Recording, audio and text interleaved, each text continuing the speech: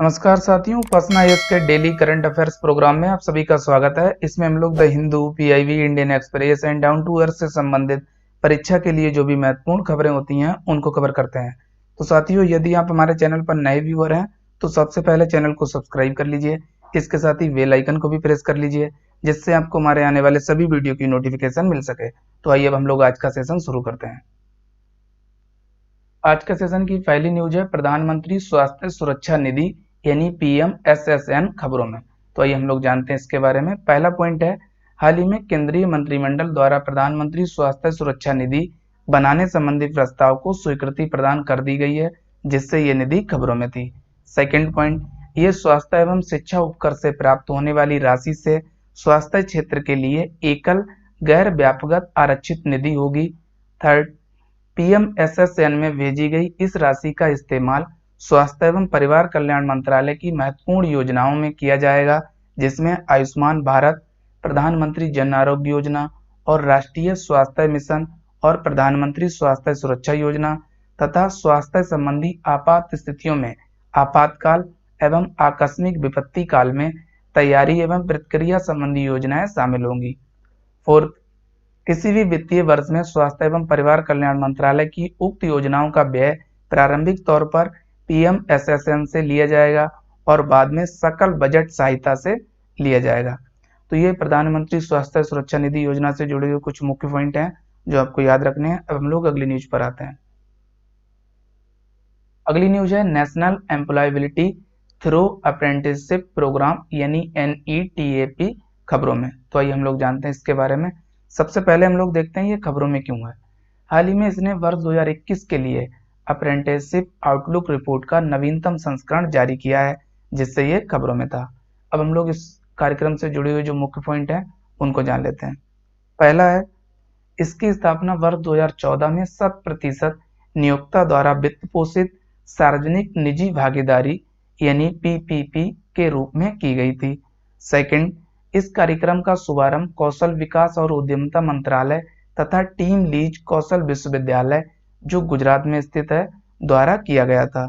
Third, इस कार्यक्रम की शुरुआत अखिल भारतीय तकनीकी शिक्षा परिषद यानी AICTE के राष्ट्रीय रोजगार संवर्धन मिशन के अनुरूप हुई है। फोर्थ, NETAP की संरचना अप्रेंटिसशिप अधिनियम 1961 की चुनौतियों से पार पाने के लिए की गई थी। पांचवा, NETAP ने आगामी 10 वर्षों के लिए प्रतिवर्ष 2 लाख अप्रेंटिस नियुक्त करने का प्रस्ताव दिया है। ये कार्यक्रम अपने अंतिम चरण में दुनिया का सबसे बड़ा अप्रेंटिसशिप कार्यक्रम होगा। अगला इसी टॉपिक से जुड़ा हुआ है राष्ट्रीय रोजगार संवर्धन मिशन यानी नेशनल एम्प्लॉयमेंट एनहांसमेंट मिशन। तो आइए हम लोग जानते हैं इसके बारे में। पहला पॉइंट है, ये अखिल भारतीय तकनीकी शिक्षा परिषद और भारत सरकार द्वारा संयुक्त रूप से शुरू की गई एक महत्वपूर्ण पहल है। सेकंड, 2013 में पेश किए गए NEEM का उद्देश्य ऐसे किसी व्यक्ति की रोजगार क्षमता बढ़ाने हेतु व्यवहारिक प्रशिक्षण प्रदान करना है जो या तो किसी भी तकनीकी या गैर तकनीकी स्ट्रीम में स्नातक या डिप्लोमा कर रहा है या जिसने डिग्री या डिप्लोमा पढ़ाई पाठ्यक्रमों की पढ़ाई छोड़ दी है। थर्ड पॉइंट, इस मिशन के तहत ऐसा कोई पंजीकृत व्यक्ति प्रशिक्षु हो सकता है जिसकी न्यूनतम शिक्षा 10वीं कक्षा तक है और जिसकी आयु 16 से 40 वर्ष के बीच है। फोर्थ, मिशन के तहत कुल 23 उद्योगों को सूचीबद्ध किया गया है जहां एक प्रशिक्षु को नामांकन किया जा सकता है। इसमें ऑटोमोबाइल उद्योग, फार्मास्यूटिकल्स उद्योग, इलेक्ट्रॉनिक्स और हार्डवेयर, खाद्य प्रसंस्करण, स्वास्थ्य सेवा तथा वित्तीय क्षेत्र आदि शामिल हैं। फिफ्थ, इसके तहत प्रशिक्षण प्रदान करने के उद्देश्य से पंजीकृत कंपनियों या पंजीकृत उद्योगों में प्रति वर्ष कम से कम 10,000 छात्रों का लक्ष्य निर्धारित किया गया है। अगला है अंतरराष्ट्रीय चंद्र अनुसंधान स्टेशन यानी इंटरनेशनल लूनर रिसर्च स्टेशन खबरों में। तो आइए हम लोग सबसे पहले देखते हैं ये खबरों में क्यों है। हाल ही में चीन और रूस ने अंतरिक्ष सहयोग में एक नए युग की शुरुआत करते हुए चंद्रमा की सतह पर एक अंतरराष्ट्रीय चंद्र अनुसंधान स्टेशन बनाने हेतु सहमति व्यक्त की है। तो ये दोनों कंट्री आपको याद रखने हैं, चीन और रूस। अब हम लोग इससे जुड़े हुए जो मुख्य पॉइंट हैं उनको जानते हैं। पहला है, ये दीर्घकालिक स्वायत्त संचालन यानी लॉन्ग टर्म ऑटोनोमस ऑपरेशन क्षमता के साथ एक व्यापक वैज्ञानिक प्रयोग का आधार है। सेकंड, इस स्टेशन को चंद्र सतह और या चंद्र की कक्षा में बनाया जाएगा, जो चंद्र अन्वेषण, चंद्र आधारित अवलोकन, बुनियादी वैज्ञानिक प्रयोग और तकनीकी सत्यापन जैसी वैज्ञानिक अनुसंधान गतिविधियों को अंजाम देगा। थर्ड, ILRS वैज्ञानिक अनुसंधान के आदान प्रदान और मानवीय अन्वेषण को मजबूती प्रदान करेगा तथा शांतिपूर्ण उद्देश्यों हेतु वह अंतरिक्ष के उपयोग को बढ़ावा देगा। फोर्थ, दोनों देशों द्वारा इसमें शामिल होने वाले इच्छुक देशों और अंतर्राष्ट्रीय भागीदारों को व्यापक सहयोग एवं सुविधा प्रदान की जाएगी। अगला है कालाजार या आंत के लीशमैनियासिस रोग खबरों में। तो आइए हम लोग जानते हैं इसके बारे में। सबसे पहले हम लोग देखते हैं ये खबरों में क्यों है। हाल ही में बिहार के मुजफ्फरपुर जिले में इसके नए मामले सामने आए हैं। ये मामले वर्ष 2022 तक राज्य में इस बीमारी के उन्मूलन के प्रयासों पर गंभीर संदेह व्यक्त करते हैं, जिससे ये रोग खबरों में था। अब हम लोग इससे जुड़े हुए जो मुख्य पॉइंट हैं उनको जान लेते हैं।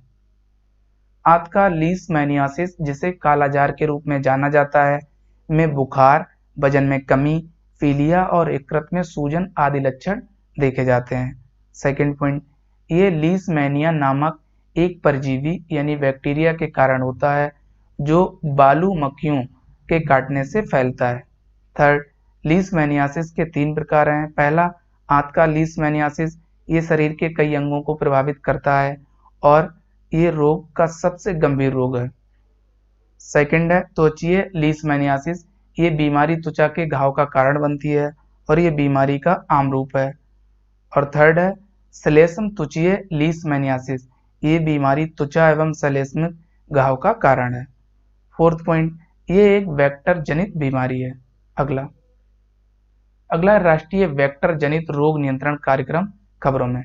ये भी पिछले वाले टॉपिक से ही जुड़ा हुआ है। तो इसमें पहला पॉइंट है, ये भारत में 6 वेक्टर जनित बीमारियों, जिनमें पहली मलेरिया, डेंगू, लिम्फेटिक फाइलेरिया, कालाजार, जापानी इंसेफेलाइटिस और चिकनगुनिया की रोकथाम तथा नियंत्रण के लिए केंद्रीय नोडल एजेंसी है। सेकंड, ये स्वास्थ्य और परिवार कल्याण मंत्रालय के अंतर्गत काम करता है। अगला है राजा भूमि बोल विश्व मृदा दिवस पुरस्कार खबरों में। तो आइए सबसे पहले हम लोग देखते हैं खबरों में क्यों है। हाल ही में भारतीय कृषि अनुसंधान परिषद को खाद्य और कृषि संगठन यानी फूड एंड एग्रीकल्चर ऑर्गेनाइजेशन अर्थात FAO द्वारा प्रतिष्ठित राजा भूमि बोल विश्व मृदा दिवस पुरस्कार प्रदान किया गया है, जिससे ये पुरस्कार खबरों में था। अब हम लोग इस पुरस्कार से जुड़े हुए जो मुख्य पॉइंट हैं उनको जान लेते हैं। पहला है, इस पुरस्कार की शुरुआत वर्ष 2018 में की गई थी। ये उन व्यक्तियों या संस्थानों को दिया जाता है जो सफलतापूर्वक और प्रभावशाली तरीके से विश्व मृदा दिवस समारोह का आयोजन कर मृदा संरक्षण के विषय में जागरूकता बढ़ाते हैं।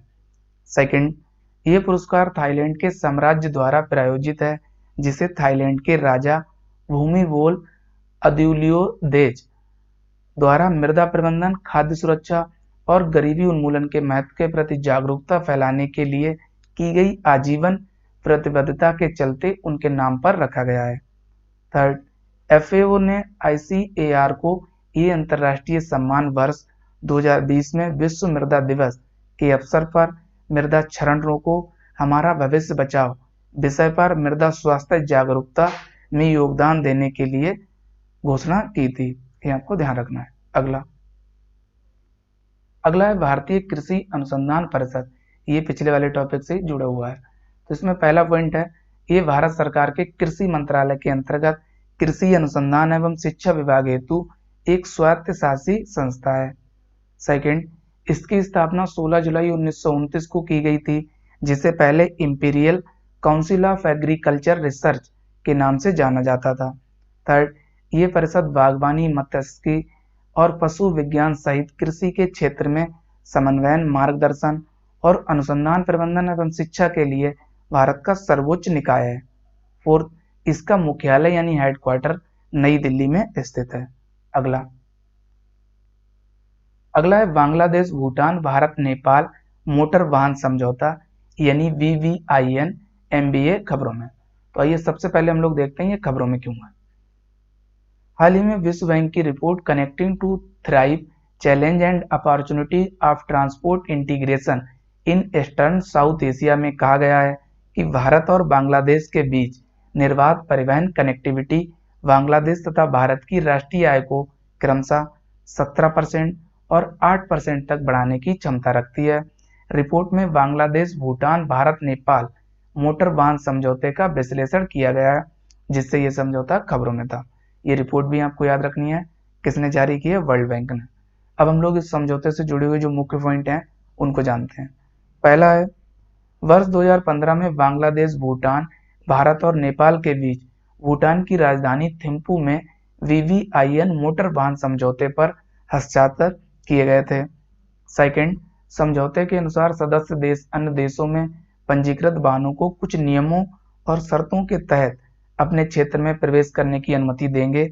सीमा शुल्क और अन्य शुल्क का निर्धारण संबंधित देशों द्वारा किया जाएगा तथा इन्हें द्विपक्षीय एवं त्रिपक्षीय मंचों पर अंतिम रूप दिया जाएगा। अगला थर्ड पॉइंट है, इसका उद्देश्य व्यक्तियों और सामानों की सीमा पार आवाजाही को सुविधाजनक बनाकर लोगों को सहज संपर्क प्रदान करना और आर्थिक संपर्क बढ़ाना है। फोर्थ, इस समझौते को यात्री व्यक्तिगत व माल ढुलाई वाहनों के यातायात नियमन हेतु अमल में लाया गया है। अगला है आजादी का अमृत महोत्सव खबरों में। तो आइए हम लोग जानते हैं इसके बारे में। पहला पॉइंट है, हाल ही में प्रधानमंत्री ने अहमदाबाद के साबरमती आश्रम में आजादी के अमृत महोत्सव का उद्घाटन किया है, जिससे यह महोत्सव खबरों में था। सेकंड, आजादी का अमृत महोत्सव भारत की स्वतंत्रता की 75वीं वर्षगांठ मनाने हेतु भारत सरकार द्वारा आयोजित कार्यक्रमों की एक श्रृंखला है। थर्ड, ये महोत्सव जन भागीदारी की भावना के साथ जन उत्सव के रूप में मनाया जाएगा। अगला है देश का सबसे बड़ा तैरता हुआ सौर ऊर्जा संयंत्र यानी country biggest floating solar power plant खबरों में। तो ये हम लोग जानते हैं इसके बारे में। पहला पॉइंट है, उत्पादन क्षमता के हिसाब से देश में अब तक का सबसे बड़ा floating solar power plant Telangana के पेडापल्ली जिले के रामागुंडम में NTPC यानी नेशनल थर्मल पावर कारपोरेशन द्वारा अपने थर्मल प्लांट के जलाशय में स्थापित किया जा रहा है, जिससे ये खबरों में था। तो ये राज्य भी आपको याद रखना है, कहाँ स्थापित किया जा रहा है? तेलंगाना में। सेकंड पॉइंट, इसकी उत्पादन क्षमता 100 मेगावाट होगी। अगला है INS करंज खबरों में। तो ये हम लोग जानते हैं इसके बारे में। पहला पॉइंट है, ये स्कॉर्पियन श्रेणी की तीसरी पारंपरिक डीजल इलेक्ट्रिक पनडुब्बी है। सेकंड, इसे हाल ही में भारतीय नौसेना में शामिल किया गया था, जिससे ये खबरों में थी। अगला है राष्ट्रीय अपराध रिकॉर्ड ब्यूरो यानी NCRB खबरों में। तो आइए हम लोग जानते हैं इससे जुड़े हुए पॉइंट। पहला है, हाल ही में यानी 11 मार्च 2021 को राष्ट्रीय अपराध रिकॉर्ड ब्यूरो ने अपना 36वां स्थापना दिवस मनाया है, जिससे ये खबरों में था।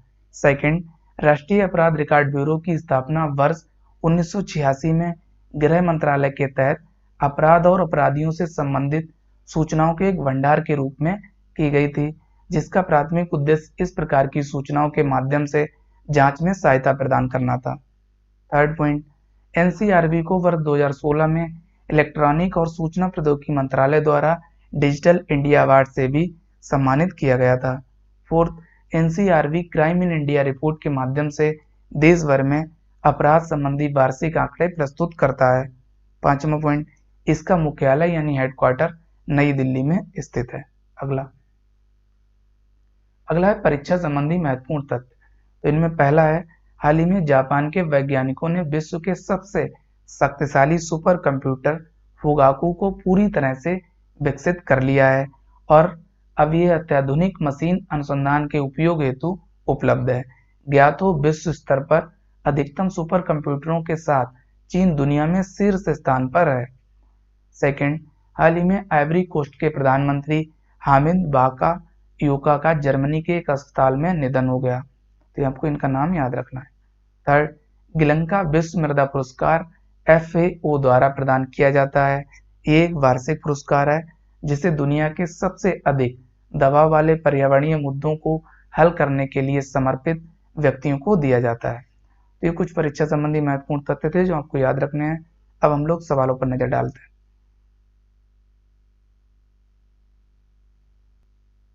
सवालों की शुरुआत हम लोग पिछले अभ्यास प्रश्न से करते हैं। पिछले अभ्यास प्रश्न में आपसे पूछा गया था, हाल ही में खबरों में रहा दुस्तलिक 2 सैन्य अभ्यास किन देशों के बीच आयोजित होता है? ए भारत और चीन के बीच, बी भारत और बांग्लादेश के बीच, और सी भारत और उज्बेकिस्तान के बीच, डी इनमें से कोई नहीं। तो इसका सही जवाब है सी ऑप्शन, यानी भारत और उज्बेकिस्तान के बीच। अगला सवाल है, हाल ही में खबरों में रहा सुपर कंप्यूटर फुगाकू, इसका संबंध किस देश से है? ए जापान से, बी चीन से, सी भारत से, डी इनमें से कोई नहीं।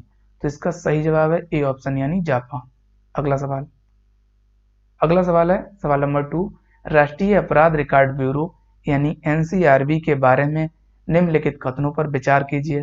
पहला कथन, इसका मुख्यालय नई दिल्ली में स्थित है। दूसरा कथन, हाल ही में यानी 11 मार्च 2021 को राष्ट्रीय अपराध रिकॉर्ड ब्यूरो ने अपना 38वां स्थापना दिवस मनाया है। थर्ड, राष्ट्रीय अपराध रिकॉर्ड ब्यूरो की स्थापना वर्ष 1986 में गृह मंत्रालय के तहत की गई। अब आपको उपयुक्त में से कौन सा से कथन सत्य है यह बताना है। ए केवल 1 और 2, बी केवल 2 और 3, सी केवल 1 और 3, डी 1, 2 और 3 यानी सभी। तो इसका सही जवाब है सी ऑप्शन, यानी पहला वाला और थर्ड वाला कथन सत्य है जबकि दूसरा वाला गलत है। अभी हम लोगों ने देखा था एनसीआरबी ने अपना 38वां नहीं 36वां स्थापना दिवस मनाया है, तो इसलिए ये वाला कथन गलत है। अब हम लोग आज के अभ्यास प्रश्न पर नजर डालते हैं। आज का अभ्यास प्रश्न है, हाल ही में खबरों में रहा गिलंका विश्व मृदा पुरस्कार किसके द्वारा प्रदान किया जाता है? ए एफएओ द्वारा, बी वर्ल्ड बैंक द्वारा, सी यूनेप द्वारा, डी इनमें से कोई नहीं। तो इसका करेक्ट जवाब आप सभी को कमेंट सेक्शन में देना है। तो साथियों आज के सेशन में इतना ही, हम लोग नेक्स्ट सेशन में मिलेंगे कुछ नई खबरों के साथ। तब तक के लिए आप सभी लोग अपना ध्यान रखिए। साथ ही उपासना आईएएस के चैनल को लाइक, शेयर और सब्सक्राइब करना ना भूलिए। Thank you, best of luck.